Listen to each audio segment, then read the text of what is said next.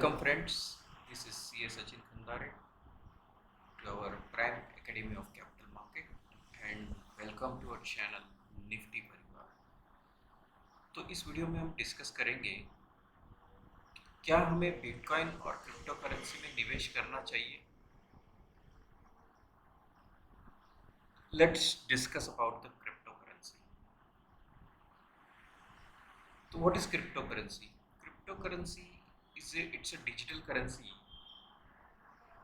जिसे हम funds transfer करने के लिए क्रिप्टोग्राफिक टेक्निक्स का यूज़ करते हैं। जैसे हमारी जो फिएट करेंसी है, इंडियन रुपीस, डॉलर, पाउंड, ये हम लोग आंखों से देख सकते हैं, उसमें हम हाथ में रख सकते हैं, एक दूसरे को हाथ से ट्रांसफर कर सकते हैं, दे सकते हैं। लेकिन ये जो करेंसी है ये अदृश्य मनी कहा जाता है, जिसे हम कंप्यूटर प्रोग्रामिंग लैंग्वेज का यूज़ करते हुए एक वॉलेट से दूसरे वॉलेट पे ट्रांसफ़र कर सकते हैं। और ये एक डिसेंट्रलाइज्ड करेंसी है जो इंडिपेंडेंटली ऑपरेट होती है, कोई भी सेंट्रलाइज्ड अथॉरिटी का इसके ऊपर कंट्रोल नहीं है। और इसका जो सप्लाई है ये रेगुलेटेड बाय सॉफ्टवेयर है, कंप्यूटर प्रोग्रामिंग लैंग्वेज के थ्रू ये ट्रांसफ़र होती है। और ये peer to peer trust based funds transfer होता है, जिसमें हमें कोई भी थर्ड पार्टी का इसमें इन्वॉल्वमेंट नहीं होता है। इसका एक ही डिसएडवांटेज है कि इसका जो ट्रांजैक्शंस है वो इरिवर्सिबल है, यानी हमें पूरे कंसंट्रेशन होके इसका ट्रस्ट वॉलेट के थ्रू फंड्स ट्रांसफ़र करने। तो चलिए डिस्कस करते हैं कि ये मनी का इवोल्यूशन कैसे हुआ। तो हम लोग सब जानते हैं कि 6000 BC ईस्वी सन साल पूर्व बार्टर का एक्सचेंज होता था, तब मनी इवॉल्व नहीं हुई थी। तो लोग कोई भी प्रोडक्ट सेल करने, बाय और सेल करने के लिए बार्टर एक्सचेंज यूज़ करते थे। बार्टर एक्सचेंज यानी कोई भी भेड़िया, जानवर, पशु पक्षी, इन वस्तुओं का हम लोग यूज़ करते थे एक्सचेंज ऑफ मनी यूज़ करने के लिए। लेकिन क्या हो गया था, कुछ समय के बाद लोगों में झगड़े होने लगे बार्टर्स को लेके, क्योंकि उसको प्रॉपरली मेजरमेंट नहीं होता था उस समय। तो क्या हो गया था, फिर हम लोग ग्रेजुअली हम लोग गोल्ड में शिफ्ट हो गए 3000 BC में। और नेक्स्ट हम लोग शिफ्ट हो गए मेटल कॉइन्स में, 6th सेंचुरी में हम लोग मेटल कॉइन्स में शिफ्ट हो गए फॉर एक्सचेंज ऑफ मनी। फिर हम लोग 18th सेंचुरी में हम लोग पेपर मनी का डिस्कवरी हुआ, जिसमें हम लोग फंड्स ट्रांसफ़र करने लगे पेपर करेंसी का। और 1950 में प्लास्टिक कार्ड्स, डेबिट कार्ड और क्रेडिट कार्ड का हम लोग इस्तेमाल करने लगे फंड्स ट्रांसफ़र करने के लिए, एक्सचेंज ऑफ मनी। और 1990s में फिर हम लोग NEFT, RTGS, इलेक्ट्रॉनिक मनी का उगम हुआ था 1990s में। और आगे आने वाला जो समय है ये पूरा क्रिप्टो करेंसी के ऊपर होने वाला है। क्रिप्टो करेंसी 2009 में इवॉल्व हुई थी, और आप देखोगे कि मैक्सिमम पिछले 2 से 3 साल में क्रिप्टो के पीछे लोगों में अवेयरनेस बढ़ना चालू हो गया। तो आप देख सकते हो कि जैसे जैसे हमारी मानव जाति का प्रगति हुआ, वैसे वैसे हम लोग अलग अलग मनी को एक्सचेंज मनी का इवोल्यूशंस होते गए। तो हम लोग देख सकते हैं कि जो फ्यूचर है वो क्रिप्टो करेंसी के ऊपर है। तो चलिए देखते हैं कि जो क्रिप्टो करेंसी है, जिसमें बिटकॉइन के बारे में हम लोग थोड़ा सा डिस्कस करते हैं कि हमें बिटकॉइन और अलग अलग क्रिप्टोज में क्यों इन्वेस्टमेंट करना चाहिए। तो बिटकॉइन जैसे there are total 7000+ coins, crypto coins world wide available है ट्रेडिंग करने के लिए। और बिटकॉइन BTC एक नंबर 1 कॉइन है ऑल ओवर द वर्ल्ड, जिसका मार्केट कैपिटलाइजेशन है 58 लाख करोड़ रुपीस। और उसका जो सप्लाई है वेरी लिमिटेड है, only 2 crore BTCs are available. इसका जो डिस्कवरी, इसका जो फाउंडर है मिस्टर संतोशी नाकामोटो, जिन्होंने इसका 2009 में इसको डिस्कवरी की थी। और जब वो 2009 में था, एक बिटकॉइन अवेलेबल था 35 पैसे में। और आप आज देखोगे कि उसका जो प्राइस है, करंट मार्केट प्राइस, उस 27 लाख रुपीज़ के ऊपर ट्रेड कर रहा है। और रिसेंटली उसका हाई हुआ था 55 लाख रुपीज़ का। और हम लोग देखते हैं कि हम अगर हमने 2009 में अगर 1000 रुपये भी बिटकॉइन में इन्वेस्टमेंट किए होते तो आज उसका वर्थ होता 1000 करोड़ रुपए। तो चलिए देखते हैं कि इथेरियम के ऊपर हम लोग डिस्कस करते हैं कि इथेरियम क्या है। इथेरियम का खोज किया था विटलिक बुटेरिक, एक रशिया का सॉफ्टवेयर इंजीनियर है, 2013 में। और इथेरियम का यूज़ किया जाता है डिसेंट्रलाइज्ड ब्लॉकचेन सिस्टम के ऊपर। और इसे हम लोग स्मार्ट कॉन्ट्रैक्ट्स को एग्जीक्यूट करने के लिए इसका यूज़ किया जाता है। और ये सेकंड लार्जेस्ट क्रिप्टो करेंसी है बाय मार्केट कैपिटलाइजेशन बिटकॉइन के बाद। और ये जो इथेरियम है वो ट्रेडिंग के लिए लॉन्च किया गया था 2016 में, जब वो एक इथेरियम का प्राइस था 120 रुपया। और आज के डेट में इथेरियम का प्राइस ट्रेड हो रहा है 1,80,000 रुपीज़, जिसका रिसेंटली हाई हुआ था 3.5 लैक्स का, 3.5 लैक्स। ब्रायन शुस्टर करके एक फाउंडर है आर कैपिटल के, जिन्होंने इथेरियम का प्रेडिक्शन किया है $1 लाख बाय 2025, 2025 तक इसका $1 लाख होने वाला है, जिसकी अगर हम लोग इंडियन रुपीस में अगर कन्वर्ट करें तो उसका 75 लाख रुपीस होगा।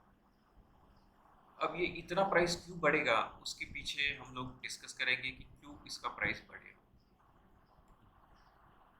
तो इसका जो सप्लाई है 11 करोड़ कॉइन्स अवेलेबल है ऑल ओवर द वर्ल्ड, जिसका मार्केट कैप है 14 लाख करोड़ रुपीस। और ये सेकंड लार्जेस्ट क्रिप्टो करेंसी है बिटकॉइन के बाद।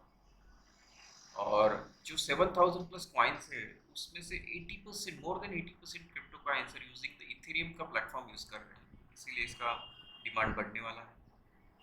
और रिसेंटली न्यूज़ आ रहे हैं कि गूगल पे, सैमसंग पे, मास्टर कार्ड, अमेजोन, फ्लिपकार्ट, इन सारे जो कंपनीज है वो एक्सेप्ट करने वाले हैं क्रिप्टो करेंसी को फॉर मीडियम ऑफ एक्सचेंज।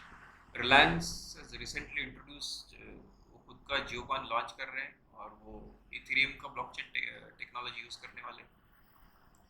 और आपको पता होगा कि दुबई ये एकमात्र ऐसी वर्ल्ड की एक सिटी है जिन्होंने ब्लॉकचेन टेक्नोलॉजी को अडॉप्ट किया है दिसंबर 2020 में। अब इससे उनका क्या बेनिफिट होगा, जो उन्होंने बुर्ज खलीफा कंस्ट्रक्शन करने के लिए जो खर्चा हुआ था उतना पैसा उनको एवरी ईयर सेव होगा ये टेक्नोलॉजी यूज़ करने से। और लेटेस्ट न्यूज़ है कि ग्रेस्केल करके एक वर्ल्ड्स लार्जेस्ट क्रिप्टो ट्रस्ट है, जिन्होंने 52,700 ETH बाय किए थे, which is valued more than 93 million.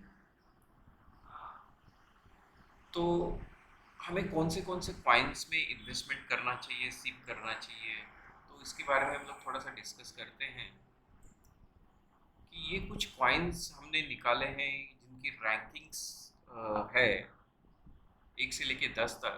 तो चलिए डिस्कस करते हैं कि बिटकॉइन जो है करंटली जो ट्रेड हो रहा है 27 लाख रुपीज़ के ऊपर, और जिसका सप्लाई है 1.88 करोड़।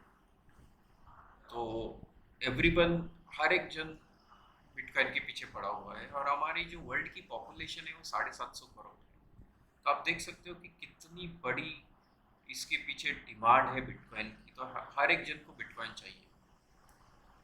इथेरियम सेकंड नंबर, जिसका जो करंट मार्केट प्राइस चल रहा है 1,82,000 रुपीज़, और जिसका current circulating supply 11 crore. Third one is Cardano, इसका जो प्राइस है 110 रुपीज़, जिसका circulating supply 3,200 crore coins. Then fourth number ripple XRP, इसका जो करंट प्राइस है 51 रुपीज़, और जिसका circulating supply 4,600 coins. Then five recent Dogecoin, जिसका करंट मार्केट प्राइस है 18 रुपीज़, जिसका सर्कुलेटिंग सप्लाई है 13,000 करोड़। जो रिसेंटली क्या हुआ था कि ये कॉइन बहुत ज़्यादा पंप हो गया था। वो दिसंबर 2020 में इसका प्राइस था 0.50 पैसे, and because of Elon Musk के ट्वीट के कारण इसके ऊपर बहुत बड़ा पंप आया था, जिसका प्राइस वो 50+ रुपीज़ जाके आया है। तो आप देख सकते हो कि कैसे इसके अंदर हमें अपॉर्चुनिटीज मिल सकती है। देन नंबर 6 पोल्का डॉट, जिसका जो करंट मार्केट प्राइस है 1290, and total circulating supply is 96 crore coins. Then Uniswap, इसका जो करंट प्राइस है 1780, और जिसका circulating supply 58 crore. Then number 8 is Binance, 25,500 is the current market price, and the supply is 1074 crore. Litecoin, its current market price is 10,800 rupees, and इसका circulating supply is 7 crore. Matic, उसका अलग पहले का नाम है पॉलीगॉन, और जिसका करंट मार्केट प्राइस है 88 रुपीज़ और circulating supply 630 crore coins. Matic के बारे में थोड़ा सा बताना चाहता हूँ कि मैटिक जो है ये 3 इंडियन यंग इंजीनियर लोगों ने इसका डिस्कवरी किया था, और आज वो बिलियनियर बन चुके हैं इसके ऊपर। अभी करना क्या है हमें इसमें, कैसे हम लोग को ट्रेडिंग करना है, सीप करना है, इन्वेस्टमेंट करना है, तो क्या करना है इन क्वाइंस में। जब भी हमें 10%, 20%, 30%, इवन 50% करेक्शंस अगर हम इन प्राइस में देखने को मिलता है, तो हमें इसमें थोड़ा थोड़ा थोड़ा करके हमें सीप करते हुए इन्वेस्टमेंट करना। और आप लॉन्ग टर्म के लिए इसको होल्ड करके रखेंगे मिनिमम 3 to 5 years, तो ये अच्छा खासा रिटर्न्स हमको देने की ताकत रखता है। हालांकि बहुत सारे इसके अंदर निगेटिव न्यूज़ आ रहे हैं कि ये ऐसा होगा वैसा होगा, तो ऐसा कुछ नहीं होने वाला है। कोई कंट्री इसको बैन नहीं कर सकती, because it is a decentralised currency. With this I hope आपको ये इंफॉर्मेशन अच्छी लगी होगी। Thank you, bye, take care.